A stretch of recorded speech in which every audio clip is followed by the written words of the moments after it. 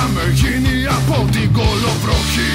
Ευτυχισμένη μέρα για μένα και για αυτή. Εγώ και η γυναίκα μου θα ήμασταν μαζί. Πέρασανε τα χρόνια, χωρίσαν αποδιές.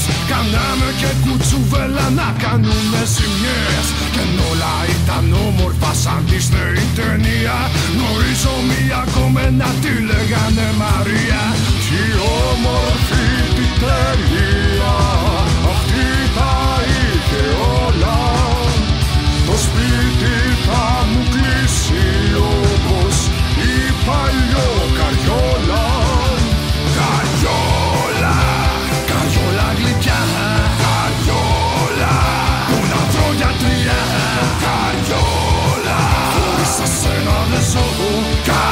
Καριόλα, θέλω να σε ξαναδώ. Λέει έλα σπίτι μου κάτι να σε κεράσω. Μα τι να πω, άμυρος όχι θέλω να γιάσω. Είχα και γκρομπλάν, το ντεκολτέ μια δόση. Και με ένα συγχωρήσεως μου είχε γίνει τόση.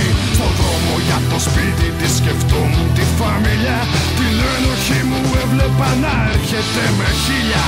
Μα κι όταν ήμουν πάνω της και τα είχα κάνει όλα, σκεφτόμουν τι μου έκανες μωρή παλιό-καριόλα.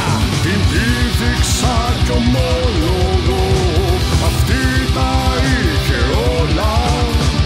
Τι θα πω στη γυναίκα μου όμως, τώρα πια καριόλα. Καριόλα, καριόλα γλυκιά, καριόλα, που να βρω γιατριά.